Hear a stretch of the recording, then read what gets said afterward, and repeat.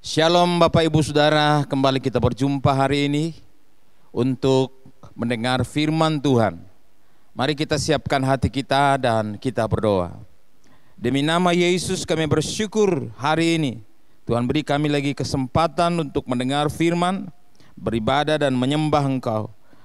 Kami berdoa, Tuhan beri kami pencerahan. Biarlah firman-Mu menjadi rema yang mengubah hidup kami, menuntun kami, membawa kami memahami kebenaran dan menikmati setiap rancangan-rancangan Tuhan yang terbaik. Terpujilah Tuhan, kami siap mendengar firman-Mu, urapi kami dengan kuasa-Mu, demi nama Tuhan Yesus Kristus. Haleluya, amin. Bapak Ibu Saudara yang dikasihi Tuhan, kembali hari ini kita belajar sebuah kebenaran, merupakan sambungan dari kebenaran sebelumnya, pengakuan Yesus tentang ketuhanannya.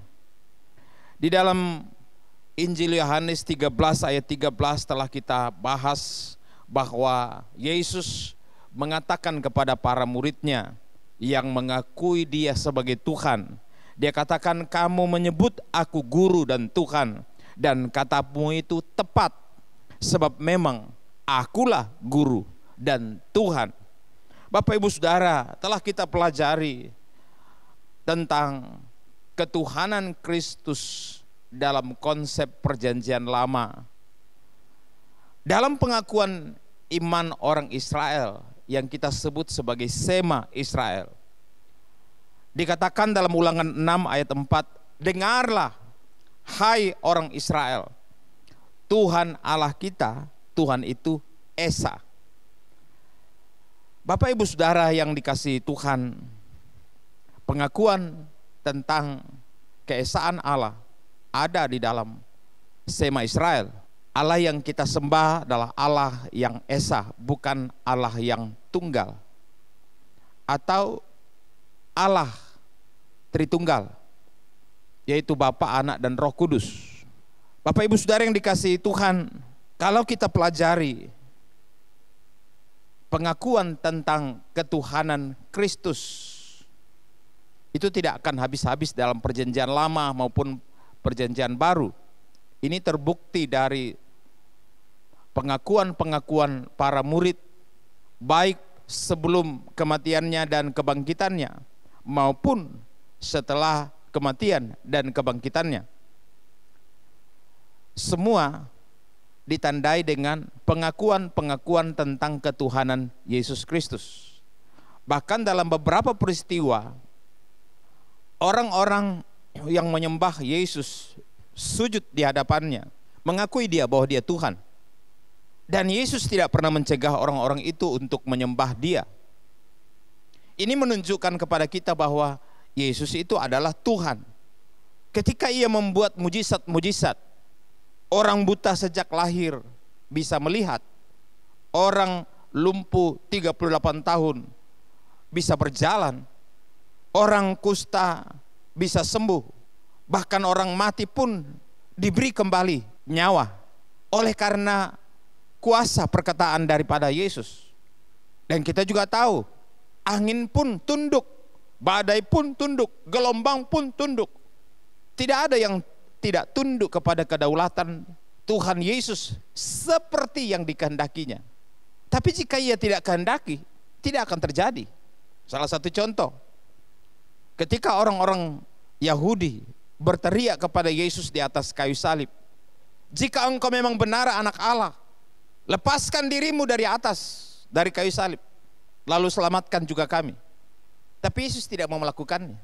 Kenapa? Karena dia tidak mau. Dia mengambil keputusan untuk dikutuk di kayu salib, menggantikan saudara dan saya. Dan oleh kuasa bilurnya, setiap orang yang percaya dapat dipulihkan, dikuatkan, disembuhkan, karena dia punya kuasa di sorga dan di bumi. Seperti pernyataannya sebelum kenaikannya, segala kuasa di sorga dan di bumi telah diberikan kepadaku. Kita juga sudah mempelajari di dalam Injil Yohanes pasal 1 bahwa pada mulanya firman itu bersama-sama dengan Allah. Firman itu telah menjadi manusia, menjadi sama dengan kita. Saudara bisa baca di dalam Injil Yohanes pasal 1 ayat 1 sampai 14. Belum lagi penjelasan dari surat Paulus kepada Kolose dalam pasal 1. Bapak Ibu Saudara yang dikasihi Tuhan, banyak penjelasan-penjelasan Alkitab tentang fakta-fakta, pengakuan-pengakuan tentang ketuhanan Kristus. Dan hari ini kita coba pelajari satu kebenaran tentang pengakuan Yesus sebagai Tuhan dalam karya penyelamatannya. Dan bahwa pengakuan iman tentang ketuhanan Kristus itu sangat menentukan saudara diselamatkan atau tidak. Dan bahwa pengakuan terhadap ketuhanan Kristus tidak bisa datang dari pikiran-pikiran logika saudara sendiri atau keinginan saudara sendiri.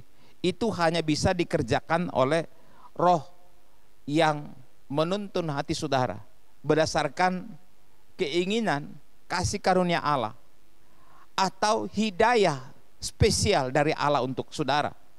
Itu bisa kita lihat di dalam 1 Korintus pasal yang ke-12 ayat 3. Rasul Paulus menulis, tidak ada seorang pun yang dapat mengaku Yesus adalah Tuhan selain dari Roh Kudus.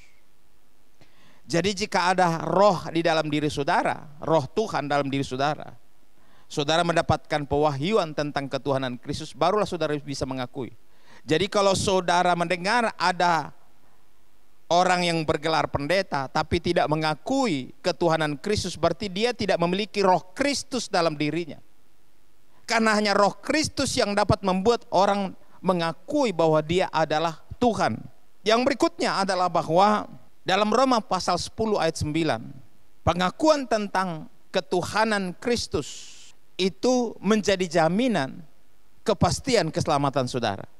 Jika saudara kurang yakin terhadap ketuhanan Kristus, tidak muncul dari pewahyuan, tidak muncul dari hidayah, tidak muncul dari tuntunan roh dalam diri saudara, saudara bukan orang yang dipilih oleh Tuhan menjadi orang yang mengikut Yesus. Saudara bisa saja jadi Kristen, tapi itu bukan jaminan bahwa saudara adalah pengikut Yesus dan bahwa saudara terdaftar sebagai orang-orang yang masuk dalam kerajaan Allah.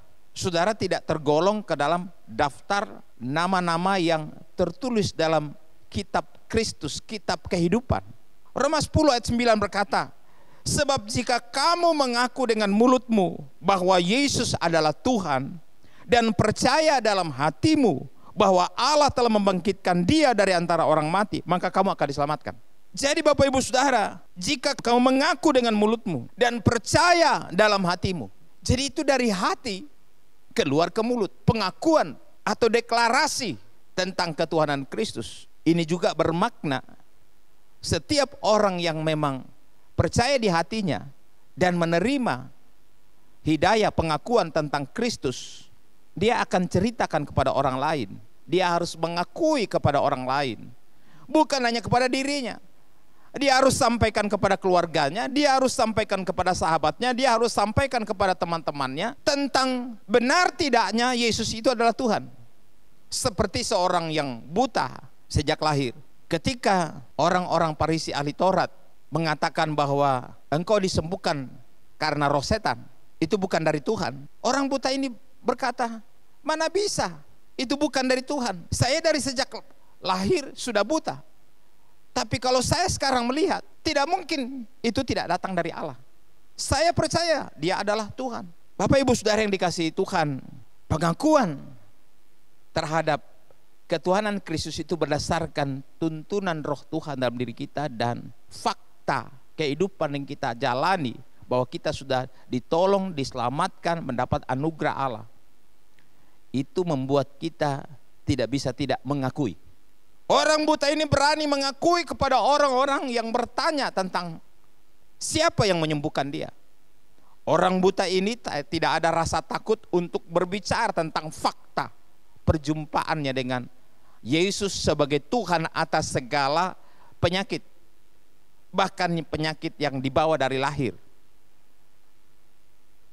Bapak Ibu Saudara yang dikasihi Tuhan, jadi kalau ada orang yang bergelar pendeta, walaupun dia adalah kelihatan orang hebat, tetapi tidak mengakui Yesus itu adalah Tuhan, tidak mengakui bahwa Yesus itu adalah Allah Tritunggal, berarti dia tidak punya roh Tuhan Yesus Kristus di hatinya.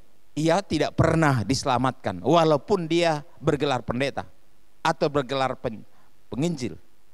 Apa yang diberitakan?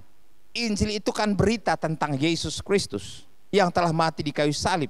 Dia adalah Tuhan atas segala sesuatu, penguasa atas langit dan bumi, dan bahwa dia ada sebelum dunia dijadikan. Seperti pengakuan Yesus kepada orang Farisi ahli Taurat, aku ada sebelum bapamu Abraham ada. Dan inilah alasan satu-satunya kenapa Yesus disalibkan, karena dia mengakui bahwa dia sama dengan Allah. Bukan karena mujizat yang dia buat, bukan karena kebaikan yang dia buat, bukan karena kasih yang dia tunjukkan, tetapi karena pengakuannya yang menyamakan diri dengan Allah. Dan itu sama dengan menghujat Allah. Jadi Bapak Ibu Saudara yang dikasihi Tuhan, hari ini mari kita datang kepada Tuhan dan berkata, Tuhan, saya percaya Engkau adalah penguasa dalam hidupku satu-satunya. Engkaulah yang berkuasa di bumi dan Engkaulah yang berkuasa di sorga. Punyamulah sorga. Aku percaya Engkau telah datang ke dalam dunia, mati ganti saya di kayu salib, membebaskan saya dari segala kutuk, mengubah kutuk menjadi berkat atas saya. Saya tidak lagi berada di bawah kutuk, berada di bawah hukuman, tidak lagi berada di bawah murka Allah. Tapi saya telah diubahkan dan dipindahkan dari gelap kepada terang, diubahkan dari kehidupan tanpa harapan kepada kehidupan yang penuh harapan, baik di dunia, terlebih setelah saya tinggalkan dunia ini. Tuhan pasti datang dan menjemput saya, supaya di mana Yesus berada, di situ pun aku berada. Itu jaminan bagi orang-orang yang menjadikan dia sebagai Tuhan.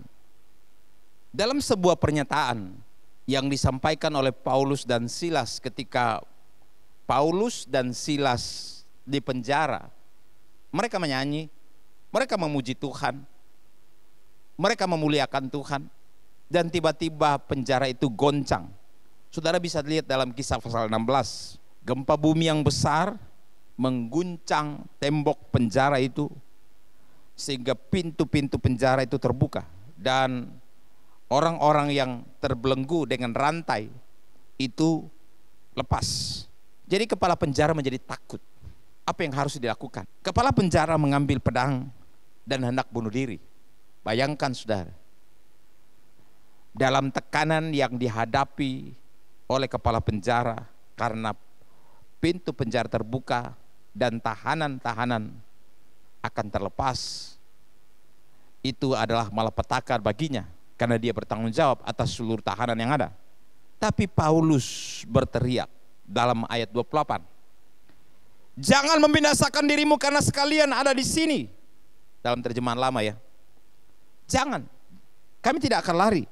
Ayat 30, melihat kondisi seperti ini yang mencengangkan, kepala penjara dan keluarganya berkumpul dan kemudian berkata, ya Tuan-tuan, apakah yang wajib hamba perbuat supaya beroleh selamat?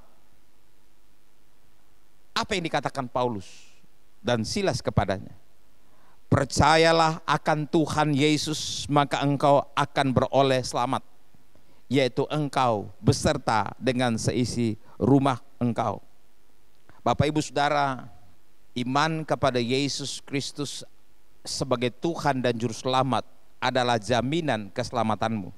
Jadi jika engkau tidak mempercayai Tuhan sebagai Tuhan dan Juru Selamat, bagaimana engkau bisa mempercayai Tuhan atas hal-hal yang terjadi atas hidupmu, atas kebutuhanmu, atas masalahmu, atas masa depanmu, atas kondisi-kondisimu, atas segala sesuatu dalam hidupmu? Itu mustahil saudara bisa mempercayai Tuhan di situ.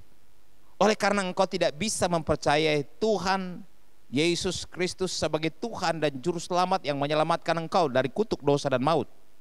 Kita lihat bahwa dalam peristiwa Paulus, Silas, dan kepala penjara ini.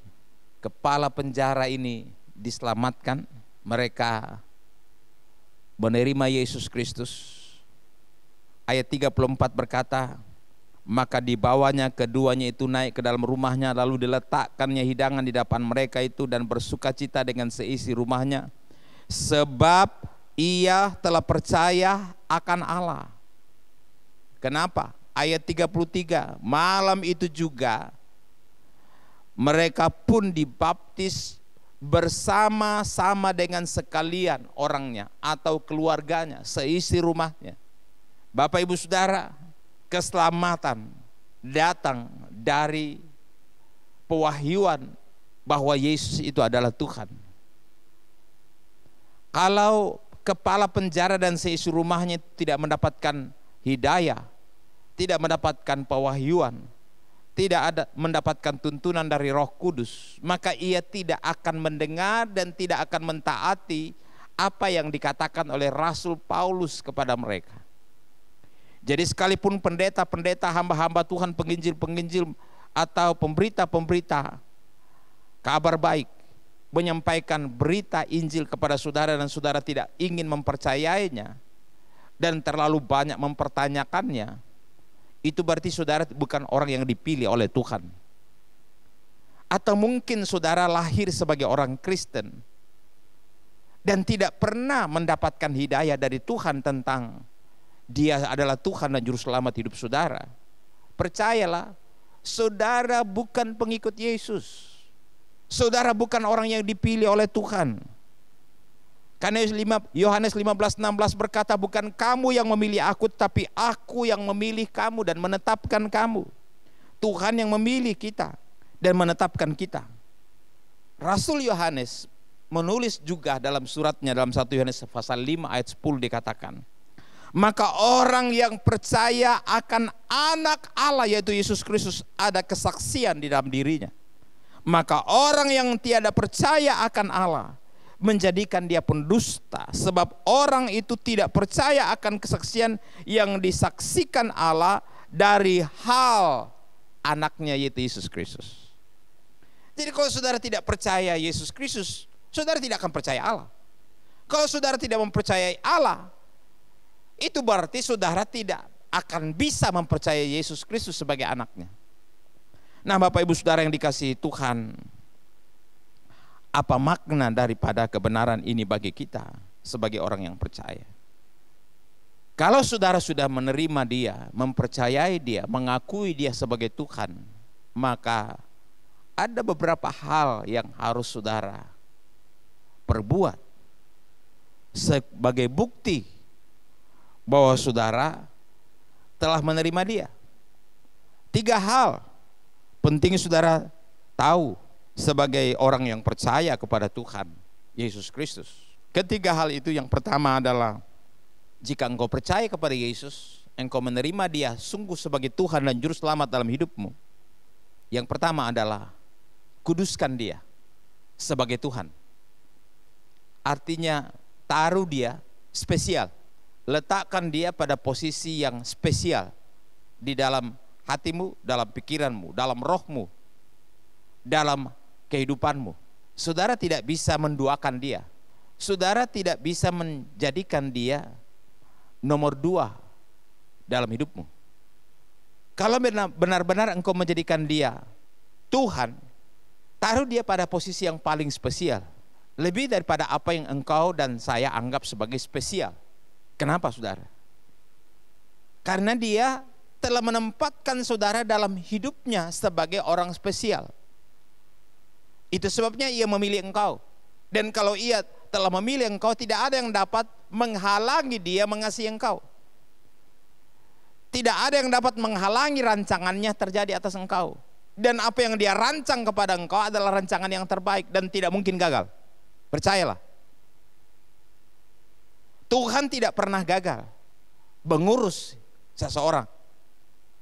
Kalau saudara perhatikan bangsa Israel, itu bangsa paling tegar tengkuk, paling keras kepala. Tapi apakah Tuhan berhenti mengasihi mereka? Tidak. Apakah Tuhan gagal menuntun mereka. Tidak. Tuhan menghukum mereka sedemikian rupa, bahkan hampir 2000 tahun sejak penyaliban Yesus. Ia terbuang dari negaranya, tersingkir dari negaranya, dan negaranya menjadi perebutan bangsa-bangsa. Banyak bangsa dan agama mengklaim tanah Israel sebagai miliknya sampai hari ini.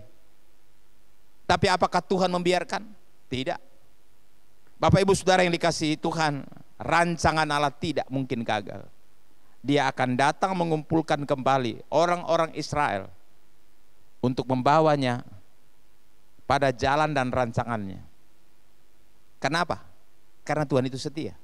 Setia kepada perjanjiannya. Rancangannya tidak ditentukan keberhasilannya oleh apakah engkau baik atau tidak baik. Itulah kasih Allah, kasih yang tak berkesudahan, anugerah Allah, anugerah yang sempurna. Dia tidak peduli seperti apa keadaanmu, dia tetap mengasihi engkau. Kalau engkau telah dipilihnya, dia akan mengkondisikan engkau secara kreatif untuk membawa engkau pada rancangannya. Terlebih di dalam Kristus Yesus. Sampai hari ini, bagaimanapun keadaan saudara, Tuhan tidak mengutuk engkau, Tuhan tidak menghukum engkau. Walaupun Ebit GAD berkata, mungkin Tuhan mulai bosan. Tuhan tidak bosan terhadap orang-orang yang ada dalam Kristus. Tuhan akan terus membawa engkau pada jalan dan rancangannya, berdasarkan kasih karunia-Nya. Jadi Bapak Ibu Saudara, kuduskanlah Kristus, jadikan dia spesial dalam hidupmu. Dalam 1 Petrus 2 ayat 3, Petrus mencatat dalam tulisannya, 1 Petrus 2 ayat 3, jikalau kamu sudah rasa bahwa Tuhan itu murah, ini dalam terjemahan lama, maka ialah kamu hampiri, yaitu batu yang hidup, sungguh pun dibuang oleh manusia, tetapi pada pemandangan Allah terpilih lagi indah. Maka hendaklah kamu pun seperti batu yang hidup, dibangunkan menjadi sebuah rumah rohani dan imamat yang kudus, supaya mempersembahkan korban rohani yang berkenan kepada Allah oleh sebab Yesus Kristus.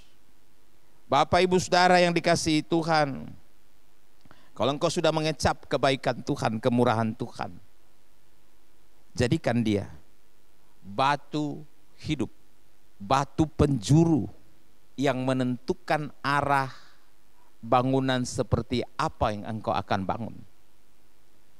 Hidupmu dimulai dari batu penjuru itu. Dari situlah engkau bangun hidup dan masa depanmu. Dan hidupmu menjadi sebuah rumah rohani, imamat kudus yang dipakai oleh Tuhan menjadi persembahan rohani bagi kemuliaan Tuhan. Kuduskanlah Tuhan. Lebih jauh, Petrus menulis dalam 1 Petrus pasal 3 ayat 15.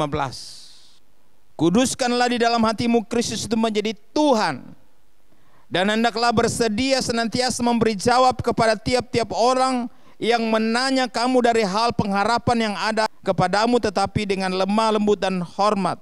Kuduskan dia sebagai Tuhan.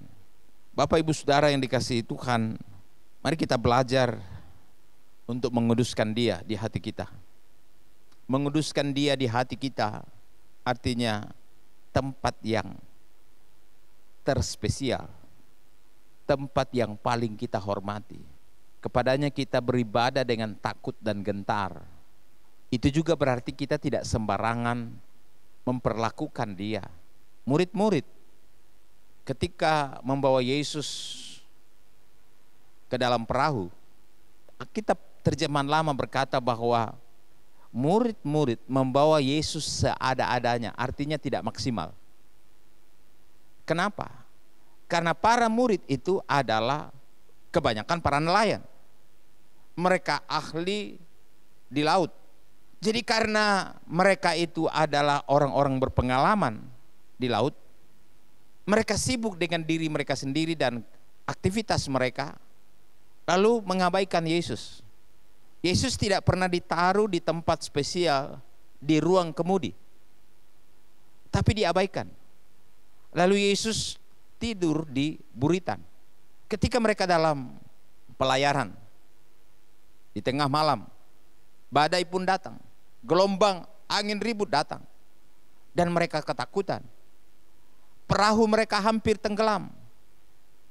Mereka panik, mereka berteriak-teriak ketakutan. Barulah mereka teringat, ada Yesus di antara mereka. Mereka mencari Yesus dalam perahu itu, tapi Yesus dalam situasi badai seperti itu, dia tenang tidur. Dia menikmati tidurnya. Lalu murid-murid membangunkan dia dan berteriak, apakah engkau tidak peduli? Kita akan binasa. Bapak Ibu Saudara yang dikasihi Tuhan, Yesus bangun dan menegur mereka. Hai kamu yang tidak percaya, berapa lama aku akan hidup bersama kalian. Yesus menghentikan angin ribut itu, gelombang dan badai pun berhenti taat tunduk kepada dia. Di situ murid-murid bertanya, siapakah orang ini? Angin dan badai pun tunduk kepada dia. Kenapa mereka ketakutan? Karena mereka tidak menempatkan Yesus pada posisi yang terbaik, posisi kunci dalam perahu mereka. Bukankah kita seringkali berlaku seperti itu? Kita tidak menjadikan Yesus spesial, berada pada posisi kunci dari hidup kita. Kita lebih banyak menggunakan akal pikiran kita, lebih banyak menggunakan kemampuan kita, pengalaman kita, relasi kita, modal-modal kita. Kita lebih banyak menggunakan itu dan menempatkan itu pada posisi-posisi spesial dalam hidup kita. Harta, kekayaan, uang kita jadikan sebagai yang terspesial dalam hidup kita. Dan kalau itu hilang, itu akan memberi tekanan yang luar biasa kepada kita. Tapi saudara, Yesus bagaimana? Seringkali orang percaya seperti itu. Setelah persoalan datang, barulah berseru, Tuhan, Tuhan. Barulah cari Tuhan. Sesudah ditolong, ya diabaikan lagi. Begitulah orang-orang beragama Kristen pada umumnya. Orang-orang beragama pada umumnya. Konsistensi, kesungguhan menjadikan Yesus itu sebagai yang terspesial. Begitu diabaikan oleh banyak orang percaya. Saya berharap saudara memahami kebenaran ini. Jika saudara gagal menjadikan Yesus itu Tuhan dan gagal menempatkan dia sebagai yang terspesial dalam aktivitas hidupmu, masa depanmu, usahamu, pekerjaanmu, rumah tanggamu, percayalah engkau pasti gagal. Badai kehidupan akan menenggelamkan engkau. Bahkan bukan hanya badai, angin sepoi-sepoi saja bisa menghancurkan engkau. Karena Yesus berkata, di luar aku kamu tidak bisa berbuat apa-apa. Akulah pokok, kamu carangnya. Kalau kita gagal menjadikan dia pokok, kita pasti tidak berbuah, tidak berhasil. Jadi Bapak Ibu Saudara yang dikasihi Tuhan, mari bangkitkan semangatmu untuk mempercayai Tuhan dan menjadikan dia sebagai Tuhan, menjadikan dia spesial, menguduskan dia sebagai Tuhan di dalam hidupmu. Kesempatan berikut kita akan membahas hal yang kedua. Tuhan memberkati. Jika saudara membutuhkan doa, saudara bisa menghubungi kami. Kami akan mendoakan saudara. Atau saudara butuh konsultasi, kami siap untuk melayani saudara dan mendoakan saudara. Tapi hari ini jika engkau membutuhkan pertolongan untuk didoakan, saudara bisa menaruh tanganmu di dada dan menengadahkan wajahmu dan berkata, Tuhan, tolong saya. Aku percaya engkau adalah Tuhan. Tuhan atas hidup saya, Tuhan atas hati saya, Tuhan atas pikiran saya, Tuhan atas kesehatan saya, Tuhan atas roh jiwa tubuh saya, Tuhan atas segala aktivitas usaha pekerjaan dan hidup saya, Tuhan atas masa depan saya. Tolong saya menjadikan engkau yang terspesial dalam hidup saya, lebih daripada apapun. Dalam nama Yesus aku berdoa, Tuhan menolong engkau. Setiap persoalanmu, setiap situasimu, Tuhan datang kepada engkau hari ini. dan melawat engkau dan berkata kepada persoalanmu, diam, tenang, terselesaikan, terpulihkan, disembuhkan, dikuatkan, diberi jalan keluar dalam nama Tuhan Yesus Kristus. Terjadi, terima, terjadi dalam nama Yesus. Haleluya, amin. Tuhan memberkati saudara.